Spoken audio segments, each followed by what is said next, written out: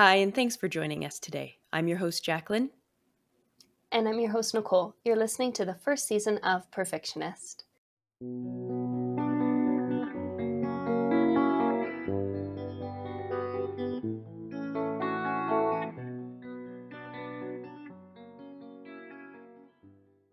On today's episode, we are going to be doing the end of the year book tag. First saw this from a YouTuber by the name of Destiny Sidwell. We've changed and altered a few of the questions to kind of fit our reading experience a bit better, but we're just going to go through and answer 20 questions about books that we've read over the course of this year. This will also be the final episode of Season 1. Perfictionist Season 2 will be starting in February 2024 with a lot of new and exciting videos and podcasts coming your way. The very first question is kind of a Debbie Downer, but it is the most disappointing read of the year. And for me, I have to say it is Caribbean Mystery by Agatha Christie, which is like super fun to say because it rhymes. Yeah. But unfortunately, I think Agatha Christie was kind of a bit hyped up for me, and maybe it was just this particular book, but I was a bit disappointed. I thought it was going to be better. Not that it was horrible, sorry. just didn't live up to the hype. It can also be like your mindset as well. Like maybe in a year or two, maybe you'll feel differently. Mm-hmm. I'll definitely try more Agatha Christie books. It was just this particular one, but for me, it was just a little disappointing. Aw, yeah. Mine was Foe by J.M. Coetzee. Mm-hmm. I think it might be a classic. And Oh, yeah, I'm not sure, but I thought I'd read it along with my brother-in-law in his English class. And I was like, snooze. yeah. Oh, Not for yes. me. Sometimes, yeah. Sometimes those books that you are forced to read in university can be interesting. There's lots of great ones, but there are a few that you're like, oh goodness, I would never read this if I wasn't forced. Yeah. Question number 2, Underdog Book of the Year. For myself, I took this as a book that surprised me. So not necessarily something that people thought were bad, or like it's actually a very well-received book, but it was way better than I was expecting it to be, and it was way different than I was expecting it to be, and that was The Girl Who Fell Beneath the Sea by Axio. Absolutely loved it. Nice. Yes. My underdog book of the year was Leaving Blythe River by Catherine Ryan Hyde. It was just, again, she's not like an underdog at all author, but when I began reading it, I did not expect to get pulled in and essentially like this is now one of my top 10 favorite books. I had no like assumption that was going to happen with that book this year. Mm-hmm. It's a little unassuming, I think, when you read. I haven't read the book, but when you read the description, it sounds interesting, but like you don't necessarily expect it to be in like your tops of the year. Yeah. From the description, anyways. Yeah. But I've already mentioned in a previous episode, but that one's on my Kindle, ready to be read. Question number 3, a book that was overhyped. And for this pick, I went with The Atlas 6 by Olivia Blake. I've seen a million different posts about Atlas 6, like just it popping up as recommended. And I'm not saying it was a bad book, but like I pretty much didn't like it until like the last few chapters. I will like read the second one because like now I'm invested and want to know what happens, but this entire book is just building you up for the last few chapters. Oh, And it was just like, okay, I don't know if it's quite as good as I was led to believe it was. Right. Oh, Or it is. do you sometimes feel though that like when something's really hyped up that it can be disappointing because you already have those expectations? Yes. Yeah, no, I think Yeah. that is completely part of it, is that like it's kind of put on such a pedestal that it's like it can't live to the hype. Like it's unfortunate for the book because Mm-hmm. if you had gone into it with a different perspective, then you'd probably feel different about it. Yeah. It's like hype can like ruin a book. It's unfortunate. Yeah. Yeah, so don't But come I for will me. continue. Oh, what is it I, going to I be? I felt like it was Iron Flame. I think most people will say that about Iron Flame. Oh, It was yeah. overhyped. Yeah. Yeah. I agree that it was overhyped, but I still like thoroughly enjoyed it the entire time I read it. So Yeah. Yeah. for favorite book couples of the year, I have 2 picks for this one because I couldn't decide. Okay. And my first one is Lenny Albright and Matthew Walker from Yeah. I should have written down the The book Great title. What Alone. was that? The Great The, Alone by Kristen Hanna. yeah. And yeah, they were just like, oh my goodness, such a amazing love story. And then of course I had to throw in Aelin and Rowan Oh, because like iconic. yeah. Yeah, it is iconic. My favorite book couple was Kaol and Irene. Oh yes. Yes.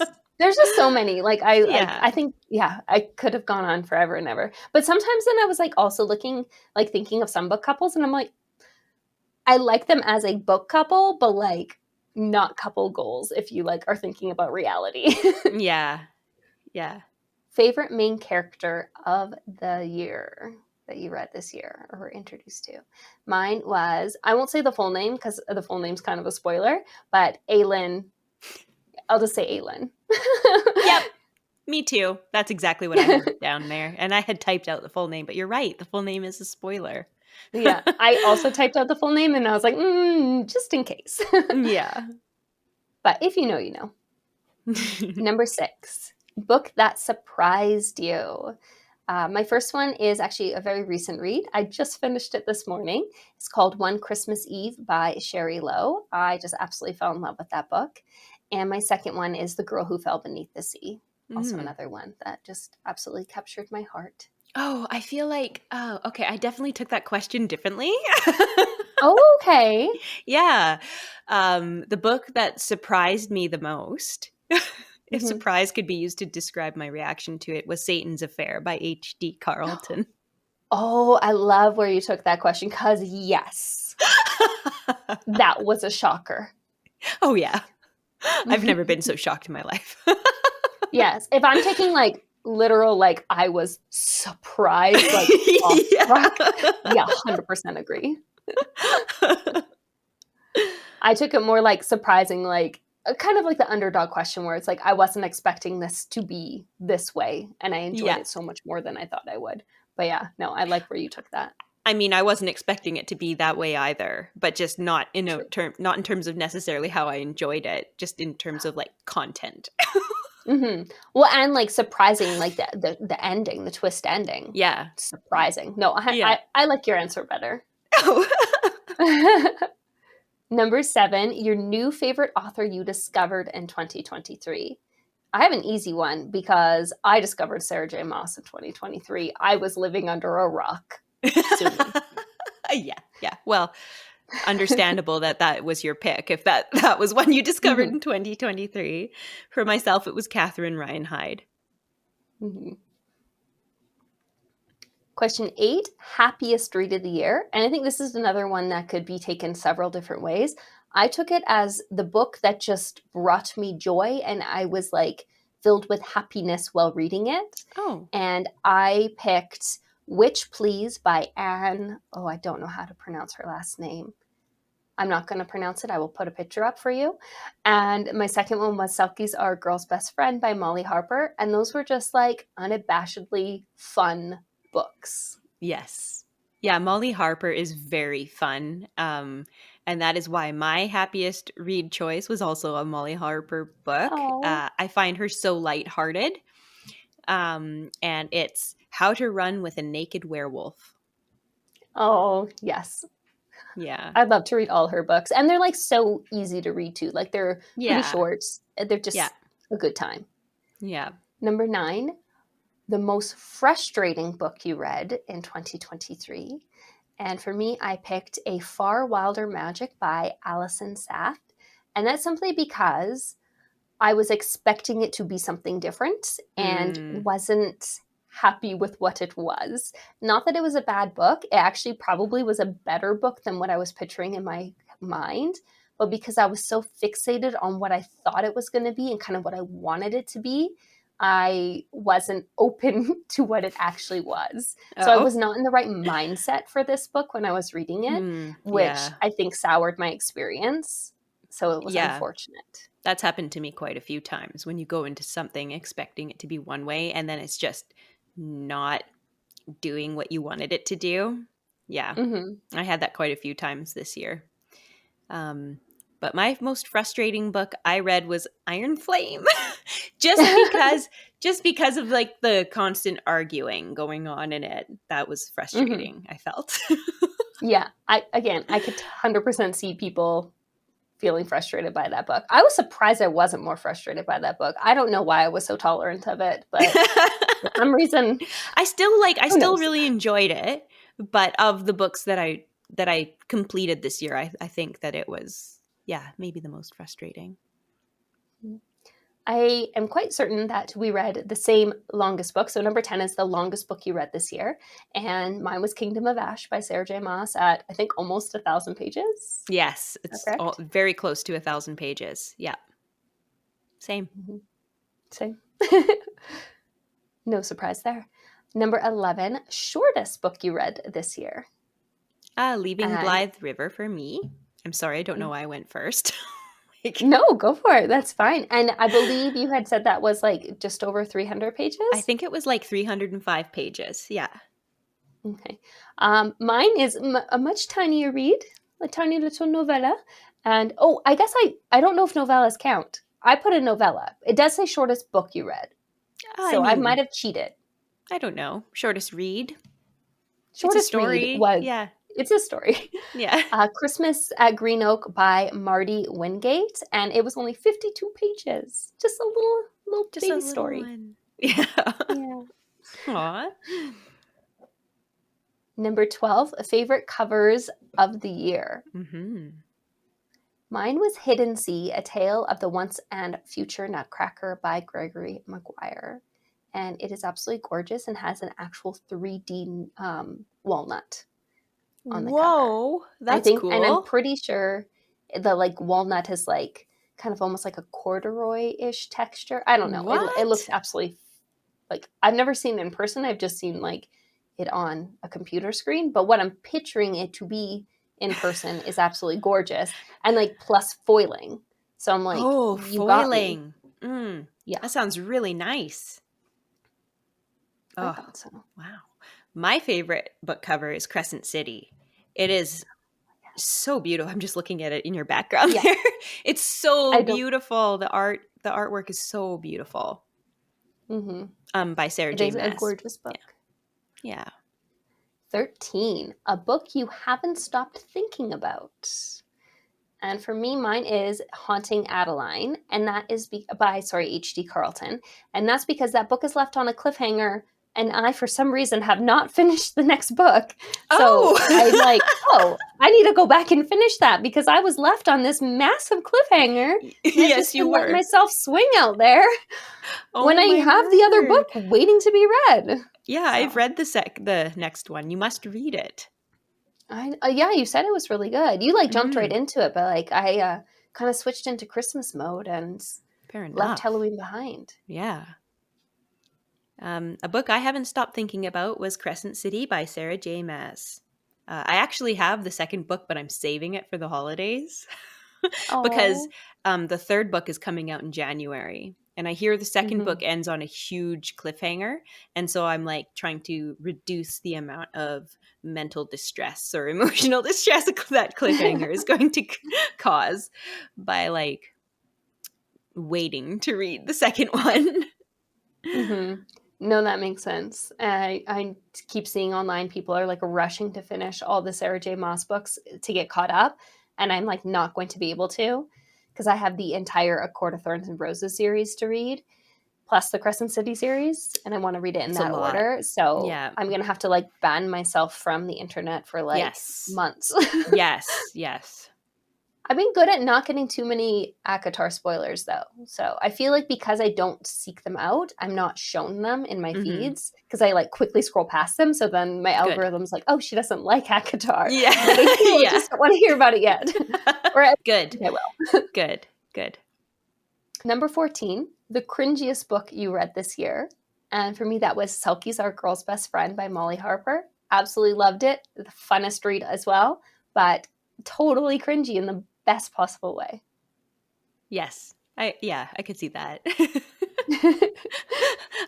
I love all of Molly Harper's books. Like, they're just so lighthearted and yeah, but yeah, due to that they can be a little bit cringy as well, but in a good way, in a good cringy way. Yes, let's emphasize that we are Molly Harper stans and we love the cringe. Yes.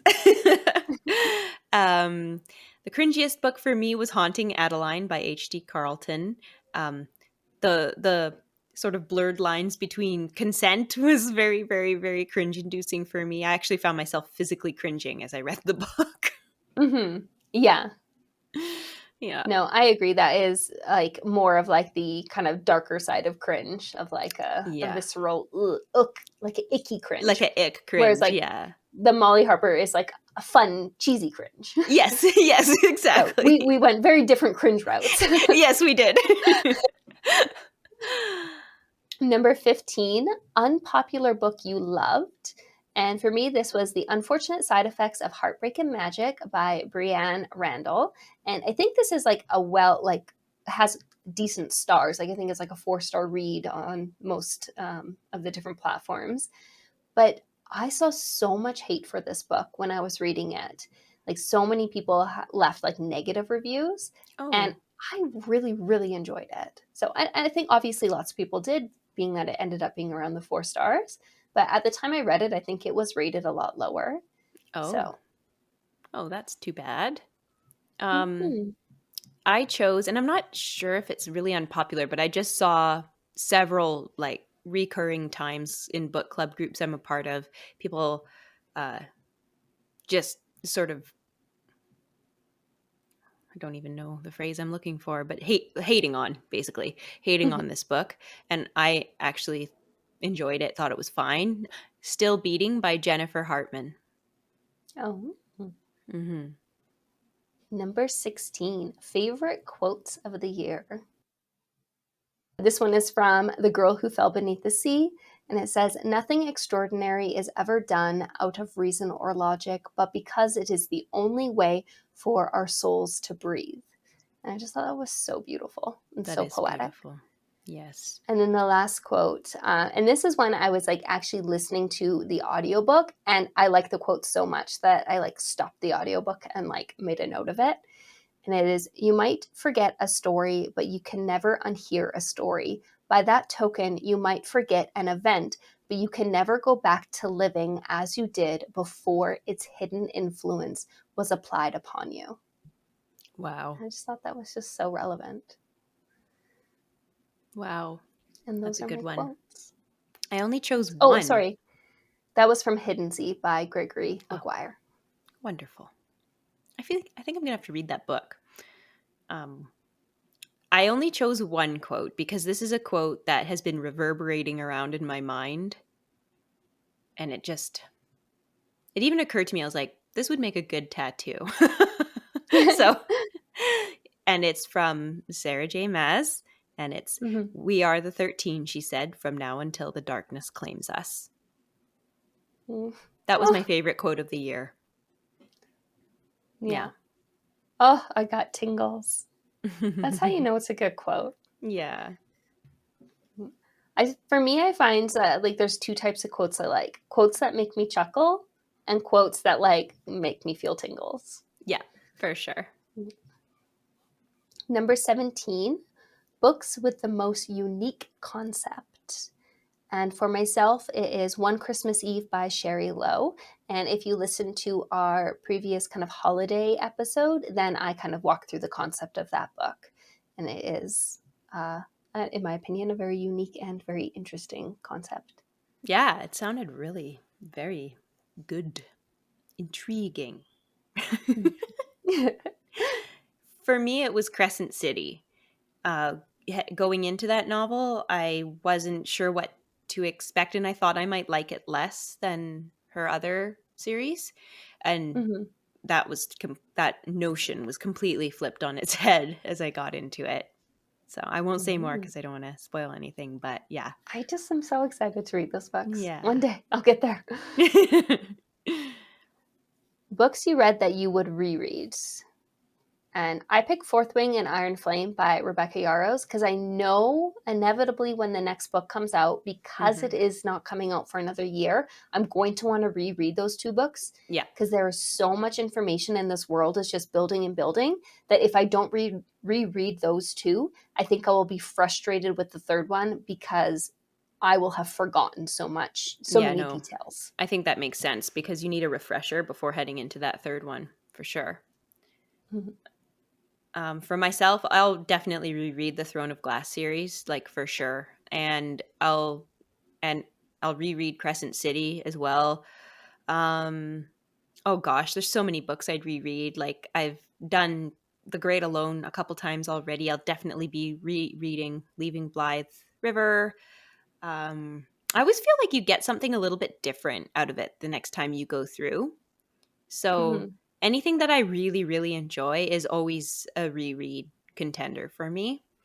Just it's like I just want to make sure I got everything from it because quite often I feel like when I go through it the second time, I'm like, oh, how did I miss that nuance the first time around? So Mhm. Yeah, the first time you're always like so curious about getting to the end to like understand the final results. Whereas the second time you already know what's going to happen, so you can like enjoy the nuances, as you mentioned. mhm. I Yeah. think there are probably a lot more books I would like to reread, but there's just so many books that I haven't read yet that I want to get to. And I'm like, there's not enough time. You know what? Make peace with that because there just really isn't enough time. Yeah. There's like the meme, or like, I don't know if it's, I guess it would be considered a meme of like this ghost person. It's like me coming back to like reread all the books I never got to. It's like, forget about haunting someone. Like, I'm going to come back as a To ghost so I can read. read. Yeah. Haunt a library. Yeah. Number 19, books you still want to read before the end of the year. I have four that they're books that I've ordered from the library, and I either have them or they're being shipped, so I know I will get them before the end. And I got to read them because I have to go back. And so I have The 7 Year Slip by Ashley Poston, which is I'm going to start probably tonight. I am so excited to read that book. Faking Christmas by Carrie Winfrey, which I was hoping to get to before, but unfortunately won't be getting to it until after this goes after we did our Christmas episode, but that's fine, or holiday. As well as Wrecking the Halls by Tessa Bailey, which is another super popular kind of Christmas read, which unfortunately I didn't get in time for that episode, but I'm still excited to read it. And then the last one, which I've been waiting on this book since I think summer. I ordered it and I finally got it. It's called Confessions by Kane Minato. I Oh. might be pronouncing that wrong. And I think it's more of like a thriller book. So maybe I ordered it in the Oh. fall. But I Interesting. remember reading it and was so intrigued. So I can't remember what it's about, but Mm. I'm super, super excited to read it. Nice. Those all sound very interesting. I just have two on my to read list before the end of the year. Cry Last Heard by Hannah Nyala. She is one of my all time favorite authors, and that is the only book of hers I haven't read. Oh, And yeah, and House of Sky and Breath by Sarah J. Maas. well, and that one's like such a massive book. That's like three books in one. Yes. All right. And a last question, number 20. What are your 2024 reading goals? And some of these we will probably have in common because we'll be doing certain episodes for the podcast, Mhm. but others are ones that I have personally picked. So for the podcast, we are potentially covering the Arcana Chronicle series by Cressley Cole. So if we're going forward with that for our next season, then I will be reading through those before we get started on covering them. And then on a personal kind of want to read, I have The Folk of the Air and The Stolen Heirs by Holly Black. They're like two different series, Ooh. but they're like in the same universe. So I think you Mm-hmm. read Folk of the Air first, and then Stolen Heirs is like a spinoff of that series. And then in the same vein, Carnival and Once Upon a Broken Heart by Stephanie Garber, which are also two different series, but from the same universe. Wow. I love the variety. That's I think great. they're all technically like fantasy. Well, is Arcana Chronicles fantasy? Um, so I guess it could be considered um low fantasy. Okay. Because Yeah, and I think it is set on Earth. Like, okay. yeah, Yeah. From what I know, Folk of or the Air is high paranormal. fantasy. I'm not sure if it's considered low fantasy or paranormal, actually. I was getting like post-apocalyptic vibes from Hmm. it, but it's been a long time since I read the Yeah, synopsis. it is definitely like post-apocalyptic, but I don't want to get into it more than that because I don't want to Yeah. spoil it. I Yeah. maybe dystopian. I think that's a category that some people use sometimes. Yeah, like Oh, a dystopian low fantasy, I guess. Yeah. yeah. So all fantasy-esque, definitely staying in that genre. Yes, something. But Yeah. I'll definitely dip You'll see outside of what I that. mean But about like the difficulty of classification when you get reading. You'll maybe it you'll is have so something to add. different. Hmm? I find it very difficult to classify books. Mm, yeah, me too. And I think it can be a little bit subjective if Mhm. yeah, yeah. My 2024 reading goals are pretty simple. I'm gonna just kind of continue on how I go and do, and I'll reread the Arcana Chronicles. I actually haven't read the final book because I was saving it for our podcast so that we could like react together. But I have never read any Stephen King. And so I think my 2024 reading goals are to start reading Stephen King. Mm. Yeah. No, I've never read a Stephen King either. I don't think. My Yeah. And I sister was mean, obsessed with him at one point. yeah, I mean, from what I understand, he's like an absolutely fantastic writer. Like just so I want to do that. And I wasn't going to because I generally don't read horror. But after reading Satan's Affair, I'm like, I think I can handle it. Because I just Yeah. feel like it doesn't get much worse than that. Mm-hmm. Yeah. No.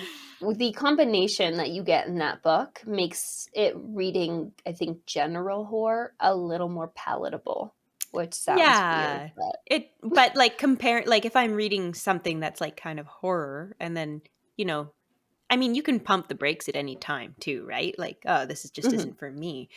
But just given that I've heard a lot of more recently about his how amazing his writing is, and he has this other book out that is I think I can't remember the name of it, but it's basically about like the writer's life. And I've heard so many quotes from that book on other podcasts, and it sounds fantastic. So now I'm really curious, and I want to start reading mhm. his books.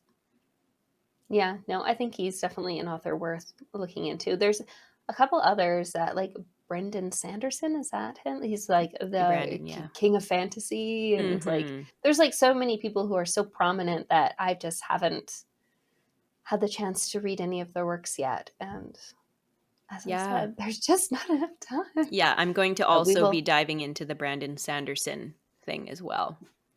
Mhm. Yeah. This might be my year of fantasy, but who knows? That could change at any point in time. It's hard to go away from fantasy once you get into it, I find. It's really a very intriguing and well, it's like there's no limits, which is really nice. But I Exactly. do enjoy a good, heartfelt, like contemporary fiction story as well. But I do find like I feel like I'm more forgiving with fantasies because it is all make believe than I am with like a fiction where That I'm totally like, makes sense. yeah. Yeah. That is all of our questions for the book tag, end of the year book tag. And as Jacqueline mentioned previously, this is our very final episode. Are there any thoughts on like our first season or anything else you want to share before we say our goodbyes? No, nothing other than thank you so much for tagging along on this journey with us together. And yeah, we hope you enjoyed our thoughts and what we had to share with you. Yeah, thank you so much. And we hope if you enjoyed season one that you will stick around and join us for season two, which we are really excited about. We have a few different concepts that we want to play around with, some different video and podcast styles that we want to kind of try out. And yeah, we'll talk more about that in February when we come back. Thank you so much for joining us and have a good new year. Have a happy new year, and we hope to see you in February.